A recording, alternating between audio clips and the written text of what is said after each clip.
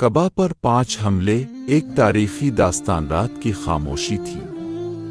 آسمان پر ستارے جگمگا رہے تھے. مکہ مکرمہ کی گھاٹیاں سکون میں ڈوبی ہوئی تھیں. خانہ کعبہ جو دنیا بھر کے مسلمانوں کے دلوں کا مرکز ہے اپنے جلال اور وقار کے ساتھ کھڑا تھا. لیکن تاریخ کی راگزر میں ایسے دن بھی آئے جب اللہ کے اس گھر پر حملہ کرنے کی جسارت کی گئی. یہ 5 بڑے واقعات ہیں جو تاریخ کے اوراق میں درج ہیں.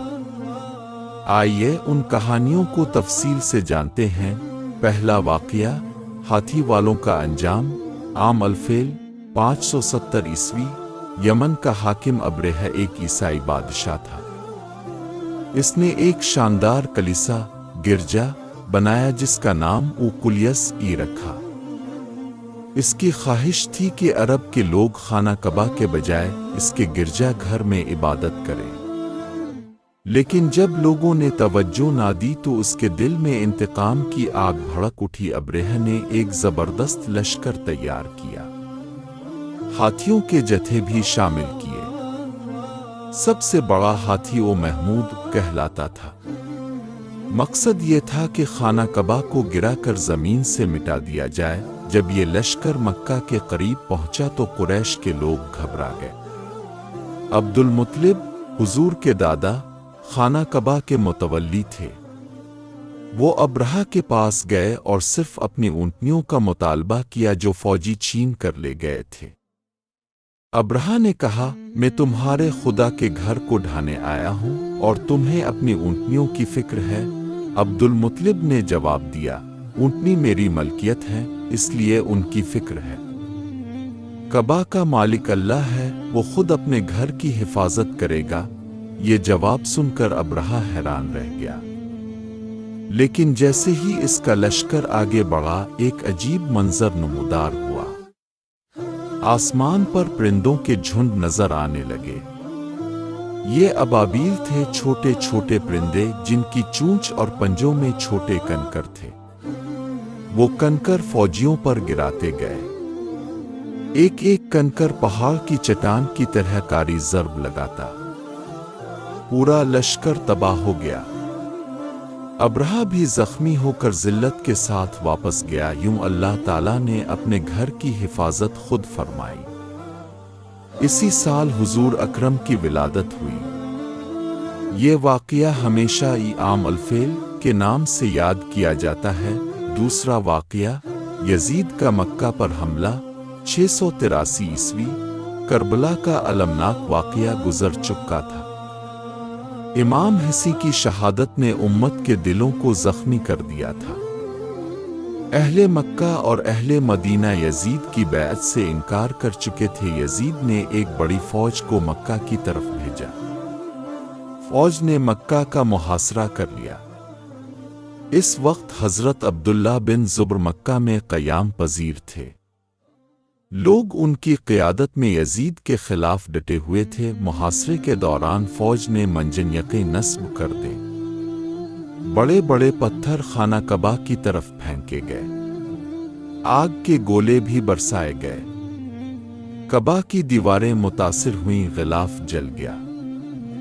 لوگ خانہ کعبہ کے گرد پناہ لیے کھڑے تھے. ان کے دلوں میں خوف کے بجائے ایمان تھا. لیکن کعبہ کو نقصان پہنچا. کچھ حصے گر گئے. بعد میں حالات بہتر ہوئے تو خانہ کعبہ کی دوبارہ تعمیر کی گئی. یہ واقعہ اس بات کی یاد دہانی ہے کہ دنیا کی طاقتیں جب ظلم پر اتر آئیں تو وہ حرم کی حرمت بھی بھول جاتی ہے. مگر اللہ تعالی ہمیشہ اپنے گھر کو آباد رکھتا ہے. تیسرا واقعہ عبد الملک بن مروان اور حجاج بن یوسف کا حملہ 692 عیسوی. وقت گزرتا گیا. یزید کے بعد مکہ میں حضرت عبداللہ بن زبر نے اپنی حکومت قائم کر لی تھی.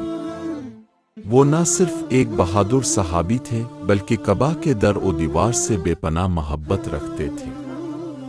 انہوں نے خانہ کعبہ کی کچھ تبدیلیاں بھی کی تاکہ وہ حضرت ابراہیم کے نقشے کے قریب تر ہو. لیکن دمشق میں اموی خلیفہ عبد الملک بن مروان کو یہ برداشت نہ ہوا. اس نے اپنے کمانڈر حجاج بن یوسف کو حکم دیا کہ مکہ جا کر عبداللہ بن زبر کو ختم کرے۔ حجاج نے مکہ کو گھیر لیا۔ پھر وہی منظر دہرایا گیا، منجنیقیں نصب ہوئیں، آگ کے گولے برسائے گئے، کعبہ کے حصے دوبارہ منہدم ہوئے، پورا شہر لرز اٹھا۔ آخرکار حضرت عبداللہ بن زبر شہید ہو گئے۔ حجاج نے حکم دیا کہ کعبہ کو منہدم کر کے دوبارہ اسی صورت میں بنایا جائے جیسا پہلے تھا۔ یوں خانہ کعبہ ایک بار پھر تعمیر ہوا۔ یہ واقعہ اس بات کی علامت ہے کہ سیاسی لڑائیاں اور اقتدار کی ہوس کس طرح دین کے مرکز کو بھی نشانہ بنا سکتی ہے۔ چوتھا واقعہ، کرامتاہا کا خونی حملہ 930 عیسوی۔ یہ تاریخ کا سب سے خوفناک اور خونچکا واقعہ ہے۔ کرامتاہا وہ نامی ایک گمراہ فرقہ بحرین اور مشرقی علاقوں میں طاقتور ہو گیا تھا۔ ان کا لیڈر ابو طاہر جنبی تھا۔ 930 عیسوی میں جب لاکھوں مسلمان حج کے لیے مکہ آئے ہوئے تھے، تب کرامتیوں نے حملہ کیا۔ وہ حرم میں داخل ہوئے اور خانہ کعبہ کے گرد طواف کرتے حاجیوں کو قتل کرنا شروع کر دیا۔ خون کے دریا بہہ گئے، ہزاروں لاشیں مطاف میں گر گئیں۔ پھر ابو طاہر نے اعلان کیا، یہ کعبہ تمہارے کسی کام کا نہیں، آج ہم اسے رسوا کریں گے۔ انہوں نے حجر اسود کو نکالا اور اپنے ساتھ بحرین لے گئے۔ کعبہ حجر اسود کے بغیر رہ گیا۔ مسلمان تڑپ اٹھے مگر کچھ نہ کر سکے۔ پورے 22 سال تک حجر اسود کعبہ سے غائب رہا۔ آخرکار بھاری تاوان دے کر اسے واپس لایا گیا اور دوبارہ اپنی جگہ نصب کیا گیا۔ یہ وہ لمحہ تھا جب دنیا نے دیکھا کہ اللہ کے گھر کو نقصان پہنچانا ممکن ہے، لیکن اس کی حرمت ہمیشہ قائم رہے گی۔ پانچواں واقعہ، جدید دور کا حملہ 1979 عیسوی، 20 نومبر 1979 کی صبح۔ حج ختم ہو چکا تھا، لوگ مطمئن تھے۔ اچانک ایک گروہ خانہ کعبہ میں داخل ہوا۔ ان کی قیادت جاؤمان الطیبی کر رہا تھا۔ اس نے دعویٰ کیا کہ اس کے ساتھ موجود ایک شخص مہدی ہے اور اب وقت آ گیا ہے کہ پرانی حکومت کو ختم کر کے نئی حکومت قائم کی جائے۔ انہوں نے کعبہ کو ہتھیاروں کے زور پر گھیر لیا۔ کئی دنوں تک مسجد الحرام میں فائرنگ ہوتی رہی، ہزاروں لوگ یرغمال بن گئے۔ سعودی حکومت حیران رہ گئی۔ بالآخر شدید لڑائی کے بعد جاؤمان اور اس کے ساتھی گرفتار کر لیے گئے۔